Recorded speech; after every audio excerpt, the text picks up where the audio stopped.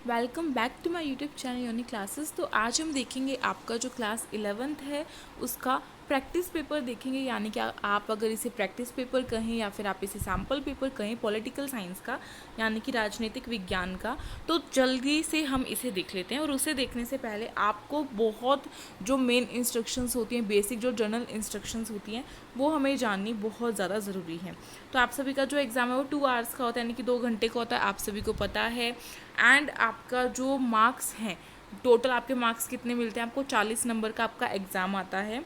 और आपको जो सेक्शंस हैं वो 3 सेक्शंस देखने को मिलते हैं, ABC। और जो आपका ए वाला सेक्शन है उसमें आपको 8 क्वेश्चंस दिए हुए होंगे। हर क्वेश्चन आपका 2 मार्क्स का होगा।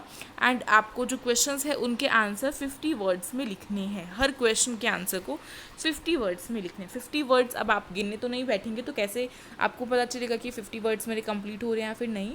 देखो, ना तो टीचर गिनने बैठेगी चेक करते हुए, ना ही आप लिखते हुए गिनोगे, ठीक है। तो कैसे पता चलेगा? 50 जो वर्ड्स है उनका मतलब होता है कि आपको 5 लाइन्स में उस जो आंसर है उसको डिफाइन करना है। 5 लाइन लिखनी है उस आंसर के लिए, ठीक है। तो 5 लाइन्स लिखेंगे, 50 वर्ड्स उसमें कंप्लीट हो जाते हैं। ऐसे अगर 100 वर्ड्स में लिखना है तो 10 लाइन, एंड 200 में तो फिर 20 लाइन, इस तरीके से करके, ठीक है। तो चलिए फटाफट से अभी नेक्स्ट आपका जो इंस्ट्रक्शन है वो देख लेते हैं। जो आपका सेक्शन बी होगा उसमें क्या है, आपको क्वेश्चंस 3 दिए जाएंगे। Section B has 3 questions of 4 marks. हर जो क्वेश्चन है वो आपका 4 नंबर का होगा और 3 क्वेश्चंस आपको दिए जाएंगे सेक्शन बी में।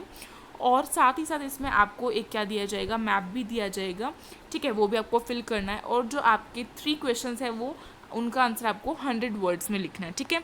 उसके बाद नेक्स्ट आपका है जो 4th इंस्ट्रक्शन है कि आपका जो सेक्शन सी होगा, section C has 2 questions of 6 marks each, यानी कि 2 क्वेश्चंस होंगे आपके, चॉइस हो सकती है। और 2 क्वेश्चंस दिए जाएंगे आपको, उसमें से आपको जो है 6 मार्क्स मिलेंगे हर क्वेश्चन के लिए। 2 क्वेश्चन आपको पक्के पक्के करने हैं इस सेक्शन 4 सी में से। और हर जो आपका आंसर होगा उसकी जो वर्ड लिमिट है वो कम से कम 170 वर्ड्स आपको लिखने, यानी कि 17 लाइन आपको लिखनी है। 17 से आप 20 भी कर सकते हैं, ठीक है, लेकिन ज़्यादा लॉन्ग भी मत कीजिएगा। तो फटाफट से स्टार्ट करते हैं अपने इस सैम्पल पेपर को इसका सॉल्यूशन के साथ। तो देखिए यहाँ पे आपको आपका जो पॉलिटिकल साइंस का क्लास 11th का जो भी आपका सैम्पल पेपर था उसकी यहाँ पे CBSE ने क्या किया गया है, अपनी जो आंसर की है वो दी है। तो उसके अकॉर्डिंगली मैं आपको यहाँ पर सोल्व करके बताऊँगी, पूरा अच्छे से एक्सप्लेन करूँगी, जिससे कि क्या होगा, आपके जो चैप्टर्स आपने किए हैं वो अच्छे से आपके कवर हो जाएंगे। और देखो, अगर आपने कोई जो चैप्टर है वो नहीं किया है तो फटाफट से जाके उसे कर लो। उसके लिंक आपको डिस्क्रिप्शन जो बॉक्स है उसमें मिल जाएगी, उसकी प्लेलिस्ट की लिंक, ठीक है। और ये जो सैम्पल पेपर है ये वैसे तो थोड़ी पहले आ जाना चाहिए था, लेकिन थोड़ा सा लेट हो गया है बिकॉज मैं थोड़ी बिजी थी अपने काम के चलते, इसीलिए। तो आपका जो सेक्शन ए था उसके जो सॉल्यूशंस है वो भी देखते हैं। तो मैं यहाँ पे हर क्वेश्चन का सॉल्यूशन कराऊंगी, ऐसा नहीं है कि जिसमें चॉइस है उसका नहीं कराऊंगी, हर का करवाऊंगी, ठीक है, हर एक का। तो फर्स्ट आपका क्वेश्चन है, गांधी जी का स्वराज से क्या आशय था। तो आप सभी को पता है स्वराज क्या होता है। स्वराज यानी कि जो हम हैं, हमारा अपने आप पर जो है राज्य होना, राज होना, अपने आप पर, स्वयं पर राज होना स्वराज होता है, ठीक है। स्व जो है इस शब्द का अर्थ होता है स्वयं, क्या होता है, स्वयं, ठीक है। और राज का मतलब कि हम अपने ऊपर राज कर सकें, तो स्वयं का राज हो, हम ऐसा ना हो कि हम किसी के गुलाम हैं, इसका अर्थ ये निकल कर आता है। तो क्या है, स्वराज का आशय अपने ऊपर अपना राज है। गांधी जी ने हिंद स्वराज के इसके विषय में लिखा था। गांधी जी के अनुसार जब हम स्वयं पर शासन करना सीखते हैं तभी स्वराज है। स्वराज केवल स्वतंत्रता ही नहीं बल्कि ऐसी संस्थाओं से मुक्ति भी है जो मनुष्य को उसकी मनुष्यता से वांछित करते हैं। यानी कि जैसे हम गांधी जी, आप सभी को पता है कि हमारी आज़ादी दिलाने में उन्होंने कितनी ज़्यादा हेल्प की थी हमारे लिए। तो उस टाइम पे उन्होंने हिंद स्वराज का नारा लगाया था, जिससे कि क्या हुआ, उन्होंने लोगों को बताया कि हमें जो हिंद स्वराज है उसको अपनाना होगा, यानी कि हमें खुद पर राज करना होगा। इसका अर्थ क्या है, इसका अर्थ ओनली स्वतंत्रता नहीं है कि हम अपनी खुद की फ्रीडम से जिए, इसका अर्थ है कि जो बाकी लोग हैं उनकी भी स्वतंत्रता वहाँ पर होनी चाहिए, ठीक है। साथ ही साथ ऐसा भी ना हो कि खाली हमें स्वतंत्रता ही है, हमारा मान सम्मान भी होना चाहिए, ठीक है। तो अगर हम अपने ऊपर राज करना सीख जाते हैं तो हम बाकी जो मनुष्य हैं उनके साथ भी तालमेल बनाना सीख जाएंगे, इनका मानना ये था, ठीक है। तो फिर इन्होंने बताया कि जो गांधी जी हैं, गांधी जी का मानना था कि स्वराज के फलस्वरूप होने वाले बदलाव न्याय के सिद्धांत के निर्देश होकर व्यक्तिगत और सामूहिक दोनों तरह की संभावना को मुक्त करेंगे। यानी कि जो गांधी जी हैं उन्होंने माना था कि जो हमारा स्वराज है, हिंद स्वराज जो है, उससे क्या होगा, अगर हम उसे अपनाएंगे तो जो न्याय है, न्याय के जितने भी सिद्धांत थे उसमें हेल्प होगी, उसमें बदलाव होगा, हमें समझ में आएगा, ठीक है, कि हमें अपने लिए भी सोचने का मौका मिलेगा। और इससे व्यक्तिगत और सामूहिक, व्यक्तिगत यानी कि खुद से, और सामूहिक यानी कि समूह में, यानी कि हम अपने बारे में भी सोचेंगे और साथ ही साथ जो हमारे आसपास जो रह रहे हैं, फिर हम जिस समूह में रह रहे हैं उसके लिए भी हम कार्य जो है वो करेंगे। उसके बाद इसके अथवा में हमें दिया हुआ, यानी कि इसके चॉइस में हमें एक क्वेश्चन दिया हुआ है, चाहे तो आप वो वाला करते ऊपर वाला, चाहे फिर ये वाला करते। हानि सिद्धांत का संक्षेप में टिप्पणी कीजिए या फिर वर्णन कीजिए, इस तरीके से क्वेश्चन आता है। जो हानि सिद्धांत है उसका अर्थ क्या होता है? हानि सिद्धांत का अर्थ क्या होता है कि हम जो अपनी, जिस तरीके से हमें स्वतंत्रता चाहिए, तो हम अपनी अपनी खाली अकेले अपने स्वयं की स्वतंत्रता ना ले। इसका मतलब ये है कि अगर हम स्वतंत्र हैं, हमारे पास स्वतंत्रता का अधिकार है, तो इसका मतलब ये ना हो कि हम किसी और के साथ कुछ बुरा कर रहे हैं, फिर उसे गुलाम बना रहे हैं, या फिर उसकी स्वतंत्रता की हानि कर रहे हैं, उसका हनन कर रहे हैं, उसको छीन रहे हैं। किसी दूसरे की स्वतंत्रता को ठेस नहीं पहुंचानी है। हानि सिद्धांत का अर्थ यही है, ठीक है। और इससे हमें क्या मिलता है? इससे जो आत्मरक्षा है वो का, उस चीज़ का सिद्धांत हमें देता है, ठीक है। क्या देता है? जो हानि सिद्धांत है वो हमें बताता है कि हमें अपनी आत्मरक्षा जो है वो करनी है, और साथ ही साथ हम जिस समाज में रह रहे हैं उनके लिए भी हम ऐसा ना करें कि उनकी स्वतंत्रता को हम छीन रहे हैं, ठीक है। उनकी स्वतंत्रता, उनकी फ्रीडम को भी हमें जो है कायम रखना है, ठीक है। क्लियर है? हानि सिद्धांत के बारे में बहुत अच्छे से एक्सप्लेन कर चुकी हूँ अपनी जो वीडियो थी उसमें। आपका स्वतंत्रता वाले चैप्टर से था एक क्वेश्चन, ठीक है। नेक्स्ट आपका क्वेश्चन है, लोकसभा की किन्हीं दो विशेष शक्तियों का उल्लेख कीजिए। तो आप सभी को पता है लोकसभा और राज्यसभा हमने अपनी कार्यपालिका में पढ़ा था, उनकी शक्तियां भी हमने पढ़ी थी कार्यपालिका में और विधायिका में, ठीक है। तो जो लोकसभा है उसके पास कितनी शक्तियां होती है आप सभी को पता है, और लोकसभा जो है वो राज्यसभा से ज़्यादा शक्तिशाली होती है, ये चीज़ आप सभी को पता है। और जो लोकसभा है उसको हम क्या कहते हैं? उसको हम निम्न स्तर कहते हैं। क्या कहते हैं? निम्न स्तर। और राज्यसभा को उच्च स्तर, ठीक है। क्लियर है? तो लोकसभा जो है उसके पास काफ़ी शक्तियाँ, उसमें से जो उसकी पहली शक्ति है वो ये है कि जो धन विधेयक है उस केस में, यानी कि जब धन विधेयक आता है तो उसमें जो चर्चा करनी है, जो भी बातचीत करनी है, या फिर धन विधेयक को कहाँ पर पेश किया जाएगा? सबसे पहले पेश किया जाएगा लोकसभा में, और उसके बाद पेश किया जाएगा राज्यसभा में। और राज्यसभा जो है अगर उस पर धन विधेयक पर अपनी मंजूरी नहीं देती है, स्वीकृति नहीं देती है, तो भी लोकसभा को कोई फर्क नहीं पड़ता। अगर धन विधेयक जो है उसको लोकसभा की स्वीकृति मिल जाती है तो वो धन विधेयक क्या है, वो राष्ट्रपति के पास फिर भेज दिया जाएगा। यानी कि एक बार राज्यसभा है उसके पास भेजा जाएगा, लेकिन अगर वो उस पर अपनी स्वीकृति अदा नहीं करती है तो फिर उसके कुछ इतनी ऐसे माना नहीं जाएगा कि भाई राज्यसभा ने नहीं किया है तो हमें अभी इस पर दोबारा से विचार करना चाहिए, ऐसा कुछ नहीं होगा। फिर जो लोकसभा है वो चाहे तो उसको राष्ट्रपति के पास भेज सकती है उसके सिग्नेचर के लिए, ठीक है। और जो स्वीकृति देनी होती है, संविधान में जो संशोधन करना होता है उसमें भी लोकसभा का ही हाथ होता है, लेकिन जो संविधान संशोधन है उसमें लोकसभा और राज्यसभा दोनों की मंजूरी होनी ज़रूरी होती है। तो इस बात को आपको ध्यान में रखना है। यानी कि जो धन विधेयक होता है ना, उसके केस में चाहे उसको पेश किया जाए तो पहले लोकसभा में पेश होता है, ठीक है। और पारित करना हो वो भी लोकसभा ही करेगी, ऐसा ना हो कि खाली राज्यसभा ने कर दिया और लोकसभा नहीं करी तो फिर उसको वहीं पर रोक दिया जाएगा। और अगर धन विधेयक में कुछ संशोधन करना है, यानी कि उसमें कुछ बदलाव करना है, वो भी लोकसभा ही करेगी। उसके बाद नेक्स्ट, यानी कि दो शक्तियाँ पूछी थी, तो दूसरी शक्ति की मंत्रिपरिषद जो है वो केवल और केवल लोकसभा के प्रति उत्तरदायी होते हैं, ठीक है। उनका कोई उत्तरदायित्व नहीं होता राज्यसभा के प्रति, वो लोकसभा के प्रति उत्तरदायी होते हैं। उसके बाद नेक्स्ट आपका है कि जनहित याचिका किस तरह गरीबों की मदद कर सकती है? अपने विचार और तर्क दीजिए। जनहित याचिका जो है उसके बारे में हमें बताना है कि वो गरीबों के लिए किस तरीके से उनकी हेल्प कर सकती हैं। देखो, याचिका का अर्थ क्या होता है कि याचिका का अर्थ होता है कि जैसे कि हम सभी कोई एक ग्रुप मिलकर, जैसे कि हम जिस मोहल्ले में रह रहे हैं वो ग्रुप मिलकर एक याचिका दर्ज करें, न्यायालय के पास भेजे उस याचिका को, जिससे कि क्या हो, जो गरीब वर्ग है या फिर जिस भी टॉपिक से रिलेटेड वो याचिका जा रही है, पेश की जा रही है न्यायालय के पास, तो वो जो याचिका है उसको याचिका कहते हैं कि जो ग्रुप है वो एक साथ बातचीत करके, सहमति प्रकट करके उस याचिका को जब न्यायालय तक भेजता है किसी मुद्दे के से लेकर, तो उसे हम याचिका कहते हैं, ठीक है। कोई बात अगर वो अपनी भेज रहा है न्यायालय के पास तो उसे हम याचिका कहेंगे। याचिका क्लियर है। अब उसके बाद आती है कि जनहित याचिका। जनहित याचिका यानी कि जनता के हितों के लिए जो याचिका भेजी जा रही है, तो उससे गरीबों की किस तरीके से मदद होगी। तो ये तो आप अपने वर्ड्स में बहुत आसानी से लिख सकते हैं कि गरीबों के लिए हम बहुत सारी अच्छी चीज़ें कर सकते हैं, सरकार बहुत सारी अच्छी चीज़ें कर सकती है, जैसे कि नए नए सरकारी अस्पतालों का निर्माण करना, जो स्कूल हैं सरकारी स्कूल हैं उनको खोलना, ठीक है, राशन बंटवाना इस तरीके से, और जो रोज़गार है उसकी गारंटी उपलब्ध करवाना, कम से कम 100 दिन के लिए तो उसकी गारंटी उपलब्ध हो रोज़गार की, इस तरीके से। तो ये आप अपने उससे लिख सकते हैं कि इस तरीके से मदद करेगी जो जनहित याचिका है, ठीक है। उसके बाद नेक्स्ट स्टेप का जो है वो क्या है,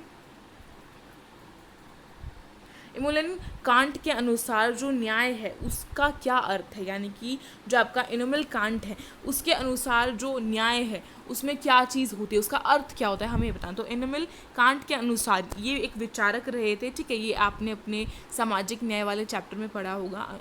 जो इनोमल कांट है इनके अनुसार हर मनुष्य को की एक गरिमा होती है, हर मनुष्य की गरिमा होती है, हर मनुष्य का एक कुछ ना कुछ एक उसकी सेल्फ रिस्पेक्ट होती है। आप सभी को पता है, ऐसा तो नहीं है कि आप छोटे हैं या फिर आप 18 साल से कम है तो आपकी कोई रिस्पेक्ट नहीं है, या फिर आपको कोई कुछ भी बोलकर चला जाए और आपको कोई फ़र्क नहीं पड़ रहा। पड़ता है ना फ़र्क, अगर कोई हमें बाहर से कुछ बोलकर जाता है तो, ठीक है, तो उस पर बात आ जाती है ना कि सेल्फ रिस्पेक्ट पे बात आ गई है, तो उसी को बोलते हैं। तो इनका मानना है कि हर मनुष्य की गरिमा होती है, अगर सभी व्यक्तियों की गरिमा स्वीकृत है तो उसमें से हर एक का पर्याप्त यह होगा कि उन्हें अपनी प्रतिभा के विकास और लक्ष्य की पूर्ति के लिए अवसर प्राप्त हो। यानी कि अगर सभी को गरिमा जो है, सभी व्यक्तियों की गरिमा होती है, तो अब भाई ये बात तो हो गई कि सभी मनुष्यों की एक गरिमा होती है, तो उसके बाद ये भी बात उठकर आती है कि सभी को अपनी प्रतिभा दिखाने का, अपना विकास दिखाने का, अपने योग्यता दिखाने का एक अवसर मिलना चाहिए। तो सभी को सामान्य अवसर मिलना चाहिए, ठीक है।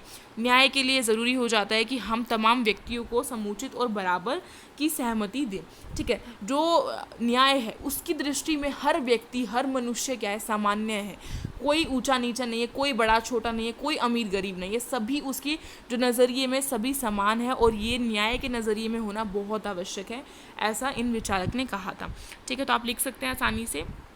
उसके बाद नेक्स्ट आपका क्वेश्चन नंबर 5 क्या, लोकसभा का सदस्य होने के लिए एक प्रत्याशी में किन योग्यता का होना आवश्यक है, कि इन्हीं 4 योग्यताओं को लिखिए। जो लोकसभा है उसका सदस्य बनने के लिए आपके अंदर क्या योग्यता होनी चाहिए, कुछ कंडीशंस दी हुई है ना कि भाई ये पूरी होनी चाहिए तभी आप लोकसभा का सदस्य बन सकते हैं। तो वो आपको लिखना है। पहला तो वो भारत है उसका नागरिक होना चाहिए, इंडिया का। दूसरा, उसकी जो आयु है वो कम से कम 25 वर्ष की हो या फिर उससे अधिक हो।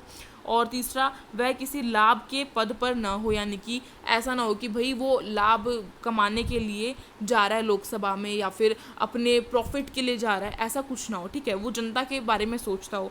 और तीसरी चीज़ आप लिख सकते हैं कि वो कोई ऐसा क्रिमिनल ना हो, ठीक है, एक तरीके से आप लिख सकते हैं।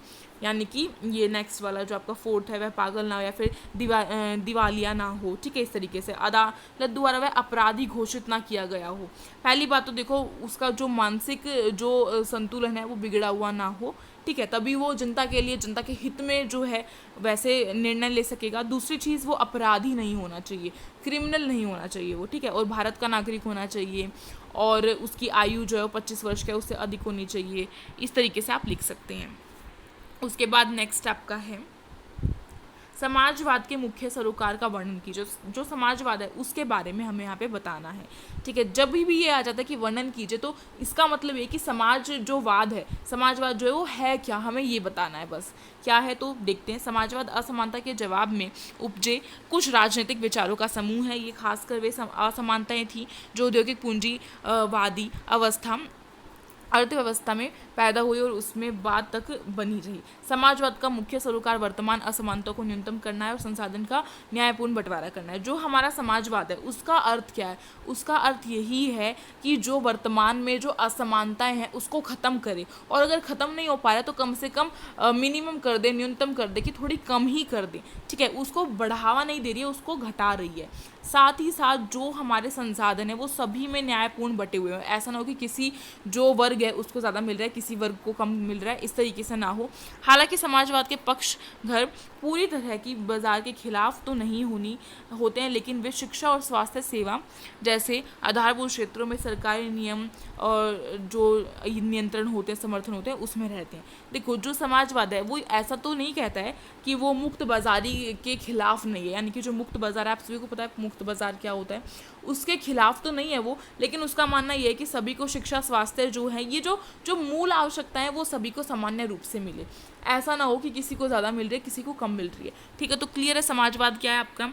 नेक्स्ट फिर आपका आता है क्वेश्चन 7, क्या है वो, संविधान के अनुच्छेद 74 के पहले का संबंध किससे है। जो आपका संविधान है, हमारा जो संविधान है, उसमें जो 71 का पहला जो अनुच्छेद है, यानी कि आर्टिकल है 74 का पहला, 74 है, 71 है, 74 का पहला जो अनुच्छेद है, उसका संबंध किससे, तो उसका संबंध किससे था कि जो राष्ट्रपति है वो किससे सलाह लेगा, बोलेगा मंत्रिपरिषद से। यानी कि वो अगर कोई भी कानून या फिर कोई भी नीति बना रहा है या फिर किसी भी चीज़ के बारे में सोच रहा है, तो उसके लिए उसे सलाह किसकी लेनी पड़ेगी, मंत्रिपरिषद की लेनी पड़ेगी और प्रधानमंत्री की लेनी पड़ेगी। ठीक है, राष्ट्रपति अपने कार्यार्थ का प्रयोग करने में ऐसी सलाह के अनुसार कार्य करेगा, परंतु राष्ट्रपति मंत्रिपरिषद से ऐसी सलाह पर पुनर्विचार करने को कह सकता है और राष्ट्रपति ऐसे पुनर्विचार के पश्चात दी गई सलाह के अनुसार ही कार्य करेगा। यानी कि जो राष्ट्रपति अगर वो कोई ऐसी नीति बनाना चाहता है या फिर कोई भी ऐसा कानून बनाना चाहता है जो कि जनहित के लिए है, जनता के हित के लिए है, तो उसे मंत्रिपरिषद से सलाह लेनी पड़ेगी, प्रधानमंत्री से सलाह लेनी पड़ेगी। लेकिन हो सकता है कि उसे वो सलाह पसंद ना आए, तो वो क्या कहे कि वो मंत्रिपरिषद को कह दे कि आप अपनी जो आपने सजेशन दिया है या फिर जो भी आप हमारे पास मुद्दा लेकर आए हैं उसमें थोड़ा सा बदलाव करो, तो उसे वो पुनर्विचार के लिए भेज सकता है। लेकिन फिर बाद में उसको जो राष्ट्रपति है उसको जो मंत्रिपरिषद ने सलाह दी है उसके अनुसार ही कार्य करना पड़ेगा। ठीक है, वो अपने आप से कुछ ऐसे डिसाइड नहीं कर लेगा। नेक्स्ट फिर आपका क्वेश्चन 8 है, क्या है, यदि एक अध्यापक कक्षा के कमज़ोर छात्रों के मनोबल को उठाने के लिए कुछ अतिरिक्त अंक देते हैं तो उसमें न्याय का कौन सा सिद्धांत काम करेगा, क्या आप इसे न्यायसंगत मानेंगे या फिर नहीं। तो देखो, फटाफट से कमेंट करके एक तो ये चीज़ बताओ कि अगर आपके ही स्कूल में आपकी कोई ऐसी टीचर है जो कि क्या करे, कोई कम बच्चे हैं, कमज़ोर हैं पढ़ाई में, तो उनको क्या कर दे, ऐसा कह दे कि भाई मैं इनको टेस्ट में ना थोड़े ज़्यादा नंबर दे दूँगी, इनका इससे मनोबल बढ़ेगा और ये अपने जो आगे है उसमें प्रयास करने की पूरी कोशिश करेंगे। ठीक है, तो क्या ऐसा करना सही रहेगा? अपनी सोच समझ से बताना, क्या ऐसा करना सही रहेगा? बिल्कुल भी नहीं रहेगा सही। मेरा मानना यह है कि बिल्कुल सही नहीं रहेगा। क्यों सही नहीं रहेगा? देखो, सभी को सामान्य जो है वो मिलना चाहिए। ऐसा ना हो कि हम ऐसा करके देख रहे हैं कि भाई वो कमज़ोर है तो उसको हम ज़्यादा अंक दे दें, उसको ज़्यादा मार्क्स दे दें। अगर हम ऐसा करेंगे तो अपने आप में इम्प्रूवमेंट करने की कोशिश तो वो खुद से करेगा ही नहीं। ऐसा तो वो नहीं करेगा ना, फिर तो सोचेगा कि भाई मैं कम ही करता हूँ और फिर टीचर मुझे ज़्यादा नंबर दे देगा, ये तो गलत हो जाएगा।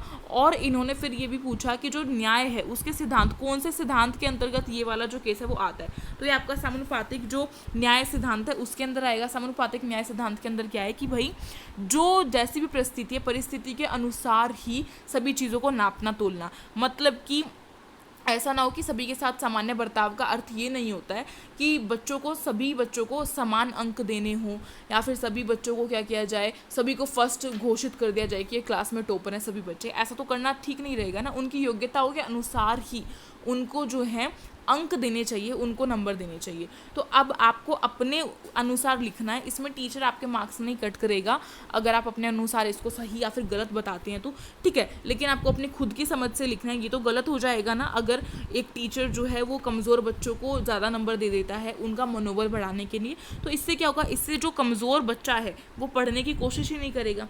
ठीक है, अब नेक्स्ट आपका सेक्शन बी आ गया है। उसमें फर्स्ट क्वेश्चन है, न्यायपालिका की स्वतंत्रता को संविधान द्वारा किस प्रकार सुनिश्चित किया गया है, किन्हीं 4 उपायों को लिखिए। जो हमारी न्यायपालिका है उसकी जो स्वतंत्रता है उसे संविधान में किस तरीके से ये किया गया है कि हाँ भाई वो स्वतंत्र रहेगी, उस पर ऐसा ना हो कि न्यायाधीश को कभी भी हटा दिया जाए या फिर ऐसा भी ना हो कि न्यायाधीश को किसी के दबाव में आकर कोई फैसला लेना पड़े। तो उसके लिए कुछ ऐसे प्रावधान दिए हैं। तो वो क्या किया गया है, फर्स्ट ऑफ ऑल ये किया गया है कि जो आपके राजनीतिक दल होते हैं उनकी जो भूमिका है वो दूर कर दी गई है न्यायाधीशों की नियुक्ति के लिए। यानी कि जो हमारी विधायक का मतलब कि जो हमारा संसद है, वो संसद जो है वो न्यायाधीशों की नियुक्ति नहीं करेगा, ठीक है। अगर वो न्यायाधीशों की नियुक्ति करने लग गया, मानो एक तौर से आप सोच के देखो तो क्या होगा, न्यायाधीशों की नियुक्ति अगर संसद करेगी तो वो अपने जो मेंबर्स हैं, अपनी पार्टी के जो मेंबर्स हैं, या फिर जो उनको लगता है कि भाई थोड़ा उनके साथ तालमेल बिठाएगा और उनकी हेल्प करेगा आगे, उन्हीं को कर देंगी फिर वो आगे, है ना, उन्हीं को न्यायाधीश घोषित कर देगी, उन्हीं को न्यायाधीश बना देगी। तो इसीलिए ऐसा किया गया है कि जो विधायिका है वो कभी भी न्यायाधीशों की जो नियुक्ति है उसमें हस्तक्षेप नहीं करेगी, ठीक है, और उनकी नियुक्ति जो है वो विधायिका नहीं करेगी। नेक्स्ट आपका है, न्यायाधीश के रूप में नियुक्त होने वाले किसी भी व्यक्ति को वकालत का अनुभव होना चाहिए। यानी कि जो न्यायाधीश बन रहा है उसको सबसे पहली बात तो यह है कि उसको वकालत करनी आनी चाहिए, ठीक है। जो बहस चलती है वहाँ पर निर्णय लेना आना चाहिए, एक तरीके से सही गलत की फ़र्क होनी चाहिए। साथ ही साथ फिर जो उसका न्यायाधीश होता है, न्यायालय का जो न्यायाधीश होता है, उसको क्या होता है, उसका जो कार्यकाल है ना वो निश्चित होता है, यानी कि कुछ सालों का होता है। ऐसा नहीं है कि उसको कभी भी हटा दिया जाएगा, यानी कि उसको हटाया जा सकता है अगर वो गलत कार्य कर रहा है तो, लेकिन उसकी काफ़ी लंबी प्रक्रिया होती है और काफ़ी कठिन प्रक्रिया होती है, जिससे कि न्यायाधीश को कभी भी ये डर नहीं होता कि मेरे को अगर मैं ये निर्णय लूँगा या फिर इसके फेवर में लूँगा तो मेरे को हटा देगी ऑपोजिशन जो पार्टी होती है वो हटा देगी, ऐसा उसको डर नहीं रहेगा, ठीक है। तो यहाँ से क्लियर है। उसके बाद नेक्स्ट आप लिख सकते हैं कि जो न्यायाधीश है उसके जो वेतन है वो संचित निधि से दिए जाते हैं, यानी कि जो वेतन है वो भी उसको सही ठीक ठाक मिलता है। ऐसा नहीं है कि कभी अगर वो किसी के फेवर में ले रहा है, फिर किसी के ऑपोजिशन में कोई निर्णय ले रहा है तो उसको उसका जो सैलरी है वो टाइम पर ना मिले, ऐसा नहीं होगा। नेक्स्ट आपका है, न्यायाधीश के जो रिटायर है उसके होने के बाद उनके द्वारा वकालत करने पर प्रतिबंध लगा दिया जाएगा। यानी कि ऐसा होगा कि अगर न्यायाधीश जो है अगर वो रिटायर हो जाए तो उनके बाद क्या होगा, रिटायर होने के बाद जो वो वकालत कर रहे हैं उस पर क्या कर दिया जाएगा, उस पर प्रतिबंध लगा दिया जाएगा। और आप छठा पॉइंट ये भी लिख सकते हैं कि न्यायाधीश को हटाने की प्रक्रिया काफ़ी कठिन होती है, ठीक है। तो 4 ही लिखने थे, मैंने 6 आपको बता दिए, कोई भी लिख सकते हो। नेक्स्ट आपका क्वेश्चन है 1 मिनट। क्वेश्चन नंबर 10 क्या है, अवसर की समानता से क्या आप समझते हैं। जो आपकी अवसर की समानता है उससे आप क्या समझते हैं। अवसर की समानता का अर्थ होता है कि हर एक मनुष्य को, हर एक इंसान को, हर एक व्यक्ति को क्या हो, अवसर जो है सामान्य अवसर मिले। ऐसा ना हो कि गरीब जो है उनको कम मिल रहा है और अमीर को बहुत ज़्यादा अवसर दे दिए जाएँ, चाहे वो जॉब्स में हो, चाहे वो शिक्षा के क्षेत्र में हो, चाहे स्वास्थ्य के क्षेत्र में हो, हर क्षेत्र में जो अवसर हैं वो सामान्य मिलने चाहिए, ठीक है। तो क्लियर है कि जो अवसर की समानता है वो क्या होती है, आप ये लिखकर आ सकते हैं। उसके बाद नेक्स्ट है आपका क्वेश्चन नंबर 11, जिसमें कि आपको एक इंडिया का मैप दिया हुआ था और उसमें पूछा गया था कि इसमें से जो द्विसदनीय विधानमंडल है वो पहचानिए। तो आपको पता है कि 6 हमारे द्विसदनीय विधानमंडल है हमारे भारत में, ठीक है, तो वो हमें पहचानना था। तो फटाफट से उनके आंसर्स आप यहाँ पे देख लीजिए। जो ए है उसमें आपका उत्तर प्रदेश आएगा, बी जो है उसमें आपका कर्नाटक आएगा, सी में आपका महाराष्ट्र आएगा और डी में आपका तेलंगाना आएगा। फटाफट से मैं आपको वो मैप भी दिखा देती हूँ। देखो ये रहा हमारा इंडिया का मैप और ये आपको दिया हुआ था। तो ए जो है यहाँ पे आपका यूपी है, ठीक है। जो आपका बी है उसमें आपका क्या आ जाएगा, कर्नाटका आ जाएगा, सी में आपका महाराष्ट्र आ जाएगा एंड जो डी है उसमें आपका तेलंगाना आ जाएगा। जिनमें कि क्या है, जिनमें कि जो द्विसदनीयात्मक विधानमंडल जो है वो उपस्थित है अभी भारत में। अभी तो ये 4 ही दिखाए थे आपको, लेकिन 6 होते हैं ये, तो जो 2 बच गए हैं उनके नाम मुझे फटाफट से कमेंट बॉक्स में कमेंट करके बताओ। मैंने पूरा एक्सप्लेन किया था इसको कि ये क्या होता है और ये क्यों होता है, और उस वीडियो की लिंक आपको डिस्क्रिप्शन बॉक्स में मिलेगी, विधायिका वाले चैप्टर में है ये। तो चलिए नेक्स्ट क्वेश्चन पर चलते हैं। अच्छा, जो आपका नेक्स्ट क्वेश्चन है ना वो सेक्शन सी स्टार्ट हो गया है यहाँ से, और क्वेश्चन नंबर 12 है, क्या है, नकारात्मक और सकारात्मक स्वतंत्रता जो है उसके बीच में कुछ मुख्य अंतर हमें बताने हैं। तो नकारात्मक और सकारात्मक स्वतंत्रता के बारे में आपको पता है ना कि क्या होती है। यानी कि जो नकारात्मक स्वतंत्रता है उसमें क्या होता है, उसमें ये होता है कि हमारी जो स्वतंत्रता है उस पर कोई बाहरी रूप से कोई भी हस्तक्षेप ना करे, यानी कि हमारी जो स्वतंत्रता है उस पर कोई भी प्रतिबंध ना लगाए जाएँ, ठीक है। लेकिन जो सकारात्मक स्वतंत्रता होती है उसमें प्रतिबंध लगाने आवश्यक हो जाते हैं। बहुत सारे ऐसे केस होते हैं जिसमें प्रतिबंध लगाने आवश्यक हैं, जो कि हमने अपने स्वतंत्रता वाले चैप्टर में पढ़ा था, तो वो आपको क्लियर हो गया होगा। तो यहाँ पे नकारात्मक स्वतंत्रता देखते हैं। पहला है, नकारात्मक स्वतंत्रता में किसी बाहरी सत्ता का हस्तक्षेप नहीं होता है। यह उस क्षेत्र को पहचानने और बचाने का प्रयास करती है जिसमें जो व्यक्ति है वो अनुलंघनीय है, जबकि सकारात्मक जो स्वतंत्रता है उसमें पक्षधरों का मानना है कि व्यक्ति केवल समाज में ही स्वतंत्र हो सकता है, समाज से बाहर नहीं। इसीलिए वह इस समाज को ऐसा बनाने का प्रयास करती है जो व्यक्ति के विकास और रास्ते को साफ करे। सकारात्मक स्वतंत्रता के अनुसार राज्य का कार्य व्यक्ति के विकास में आने वाली बाधाओं को दूर करना होता है, लेकिन जो नकारात्मक स्वतंत्रता है वो ये सोचती है कि जो बाहरी हस्तक्षेप है वो ना हो, यानी कि राज्य जो है, समाज जो है, वो उनके जो हस्तक्षेप है उनकी स्वतंत्रता में हस्तक्षेप ना करें। यानी कि जो नकारात्मक स्वतंत्रता है उसका मतलब क्या है कि व्यक्तिगत स्वतंत्रता हो, यानी कि खुद की स्वतंत्रता से मतलब है, दूसरों से हमारा कोई मतलब नहीं है, हम चाहें तो कुछ भी कर सकते हैं, हमारे ऊपर कोई प्रतिबंध ना लगाए जाए। लेकिन जो सकारात्मक स्वतंत्रता है उसका अर्थ ये है कि हम अपने समाज को भी देखें, जिस समाज में हम रह रहे हैं, अपनी स्वतंत्रता के साथ साथ हमें दूसरों की स्वतंत्रता का भी ध्यान रखना अति आवश्यक होता है। ठीक है, नेक्स्ट फिर आपका पॉइंट है नकारात्मक स्वतंत्रता का तर्क यह स्पष्ट करता है कि व्यक्ति क्या करने से मुक्त है। ठीक है, उससे उलट जो सकारात्मक स्वतंत्रता है उसके तर्क कुछ करने की स्वतंत्रता के विचार में व्याख्या जो है उसे जुड़े हुए हैं। यानी कि जो नकारात्मक स्वतंत्रता है वो ये कहती है कि व्यक्ति क्या कर सकता है, यानी कि जो स्वयं है, हम स्वयं क्या कर सकते हैं, हम किस चीज़ के लिए मुक्त हैं। लेकिन जो सकारात्मक है उसका ये है कि कितने लोग हमारे साथ जो समाज है वो सभी के सभी क्या हैं, उनकी भी स्वतंत्रता हमें व्याप्त रखनी है, ऐसा नहीं है कि उसे हम खो दें। ठीक है, नेक्स्ट फिर आपका पॉइंट है नकारात्मक स्वतंत्रता आर्थिक क्षेत्र में हस्तक्षेपकारी राज्यों का समर्थन है, जबकि सकारात्मक स्वतंत्रता व्यक्ति के पूर्ण विकास के लिए राज्यों को आवश्यक मानती है। यानी कि जो नकारात्मक स्वतंत्रता है वो क्या चाहती है कि उसके अंदर क्या हो, उसके अंदर कोई भी बाहरी हस्तक्षेप ना हो, चाहे वो राज्य का हो, चाहे पूरे राष्ट्र का है, चाहे पूरे समाज का है। लेकिन इसी तरह जो हमारी सकारात्मक स्वतंत्रता है वो ये चाहती है कि राज्य जो है उसका जो हस्तक्षेप है वो होना अति आवश्यक हो जाता है, क्योंकि वो हमारे विकास के लिए कार्य करेगा। ठीक है, उसके बाद नेक्स्ट है नकारात्मक स्वतंत्रता के अनुसार राज्य को कार्य क्षेत्र सीमित है। जो नकारात्मक स्वतंत्रता है उसके अनुसार जो राज्य है उसका कार्य क्षेत्र जो है वो सीमित हो जाता है, लेकिन सकारात्मक स्वतंत्रता के अंतर्गत क्या होता है, जो राज्य है वो हमारे लिए कल्याणकारी कार्य जो है, कल्याणकारी भूमिका जो है वो अपनाता है। नेक्स्ट फिर आपका पॉइंट आ जाएगा नकारात्मक स्वतंत्रता के अनुसार प्रतिबंध एक बुराई है, जैसे कि मैंने आपको कहा था, और सकारात्मक स्वतंत्रता के साथ क्या है ये ऐसा नहीं मानते, यानी कि जो प्रतिबंध है वो बहुत आवश्यक हो जाते हैं। अब इसी के बीच एक अथवा वाला क्वेश्चन यहाँ पे आपको दिया है, क्या है, अभिव्यक्ति की स्वतंत्रता पर उचित प्रतिबंध होना चाहिए या नहीं। यानी कि जो अभिव्यक्ति, यानी कि हम खुद से हमारे ऊपर कितने प्रतिबंध लगे हुए होने चाहिए या फिर नहीं होने चाहिए, या फिर जो प्रतिबंध लगे हुए हैं वो आवश्यक है या नहीं है, इस तरीके से हमें यहाँ पे बताना है। इस विषय में हमें अपने खुद के विचार जो है वो देने हैं।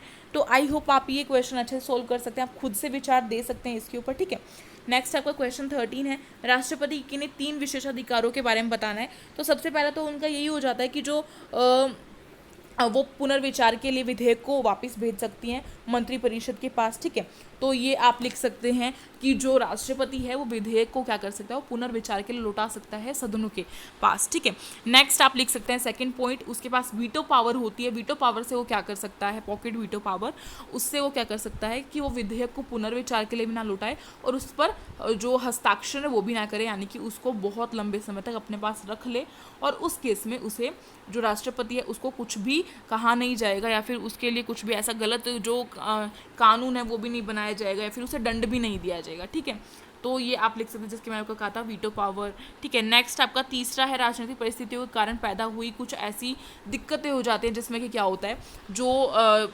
प्रधानमंत्री है, हो सकता है कि कभी प्रधानमंत्री को क्या कर दिया जाए, उसकी सत्ता पलट हो जाए। उस केस में क्या होगा, जो राष्ट्रपति है उसी को पूरा जो राष्ट्र है उसको संभालना पड़ेगा, पूरे देश को उसी को संभालना पड़ेगा। वैसे तो प्रधानमंत्री संभालता है पूरे देश को, लेकिन जो प्रधानमंत्री जो है उसके खिलाफ जब अविश्वास प्रस्ताव पारित हो जाता है अगर, ठीक है, लोकसभा में, तो क्या होगा, अगर वो अपना जो विश्वास है वो खो देगा तो क्या होगा, उसे हटा दिया जाएगा, उसके मंत्रिपरिषद को भी हटा दिया जाएगा। ठीक है, उस केस में राष्ट्रपति जो है उसी को पूरे देश को संभालना पड़ेगा। तीसरी चीज़ ये भी हो जाएगी कि जब गठबंधन की सरकार बनती है तो उस टाइम पे सभी के जो बीच में ये लड़ाई होती है, दोनों पार्टीज़ के बीच में जो गठबंधन करके सरकार को बना रही है, तो उनके बीच में लड़ाई होती है कि कौन प्रधानमंत्री बनेगा, किस जो प्रधानमंत्री है कौन बनेगा, ठीक है। तो उस टाइम पे जो राष्ट्रपति है वो ये निर्णय लेगा कि इनमें से प्रधानमंत्री जो है उसका पद जो है किसको देना चाहिए। तो मैंने 3-4 आपको बता दिए, यहाँ से आप लिख सकते हैं। इसके नेक्स्ट जो अथवा है चॉइस में बोला हुआ है कि मंत्रिपरिषद के प्रधान के रूप में जो प्रधानमंत्री है उसकी क्या भूमिका होती है। मंत्रिपरिषद का प्रधान कौन होता है, आपको पता है, प्रधानमंत्री। और प्रधानमंत्री के पास काफ़ी सारी शक्तियाँ होती हैं, ठीक है। तो उन शक्तियों के बारे में बताएं तो पहला तो जो मंत्रिपरिषद है उनका निर्माण जो है वो प्रधानमंत्री करता है, ठीक है। उनको जो बर्खास्त है वो भी प्रधानमंत्री कर सकता है, उनको उनके पद से हटा भी सकता है। तो 2 तो ये हो गई, मैंने बता दी। तीसरा जो विभाग है उनका बंटवारा करता है कि भाई आप इस विभाग के मंत्री हैं, जैसे कि करते हैं ना कि ये ऐसा बोल देते हैं कि ये शिक्षा से रिलेटेड हैं, शिक्षा मंत्री हैं, ठीक है। और कोई विदेश मंत्री होता है, इस तरीके से। बाकी सारी भी बहुत सारी होती हैं, स्वास्थ्य मंत्री होते हैं, बहुत सारे मंत्री होते हैं, तो उनका बंटवारा भी प्रधानमंत्री करेगा। और मंत्रिपरिषद का पुनर्गठन भी प्रधानमंत्री करेगा। मंत्रिमंडल जो है उसका अध्यक्ष भी प्रधानमंत्री होता है, ठीक है। और जो राष्ट्रपति और मंत्रिमंडल के बीच एक कड़ी का जो कार्य है वो एक प्रधानमंत्री करता है, ठीक है। नेक्स्ट आप सदनों का नेता होता है प्रधानमंत्री, और सरकार का मुखिया जो है वो भी प्रधानमंत्री जो है वो होता है। तो ये 7 पॉइंट है, इसमें से अगर आप 5 भी लिख कर आ जाते हैं ना तो आपको नंबर मिल जाएंगे पूरे के पूरे 6, ठीक है। तो आई थिंक आपका यहाँ से ये कंप्लीट हो गया है, हाँ पूरा कंप्लीट हो गया है यहाँ से आपका। तो अगर आपको वीडियो पसंद है तो प्लीज़ इस वीडियो को लाइक करें, अपने फ्रेंड्स में शेयर करें, एंड अगर आप नहीं हो तो प्लीज़ सब्सक्राइब कर लें हमारे चैनल को। साइड में जो बेल आइकन उसे कर दे प्रेस, जिससे कि न्यू वीडियोज़ की नोटिफिकेशन आपके पास आती रहे तुरंत। और टेलीग्राम ग्रुप हमारे यूनिक क्लासेस के नाम से, उसे जाके ज्वाइन कर लें। जो भी इंपॉर्टेंट नोटिफिकेशंस होती हैं, जो भी इंपॉर्टेंट जो इन्फॉर्मेशंस होती है वो वहाँ पे हम दे देते हैं, और उसकी लिंक आपको डिस्क्रिप्शन बॉक्स में मिल जाएगी। और हमारा जो इंस्टाग्राम आईडी है वो यूनिक क्लासेस के नाम से, तो अगर आपको कोई दिक्कत होती है तो वहाँ पे भी आप डायरेक्टली मुझे डीएम कर सकते हैं, मैसेज कर सकते हैं। आपके मैसेजेस का रिप्लाई करने की कोशिश मैं बहुत जल्द से जल्द करती हूँ। और कमेंट करके बताइएगा कि वीडियो कैसी लगी, ठीक है। तो मिलते हैं इसके किसी और वीडियो में, नेक्स्ट वीडियो में, या फिर जो आपका नेक्स्ट एग्जाम आने वाला है अभी इंग्लिश और हिंदी का, उसकी भी तो प्रेपरेशन करनी है अभी हमें। तो चलिए मिलते हैं उस वीडियो में। Thank you so much for watching this video.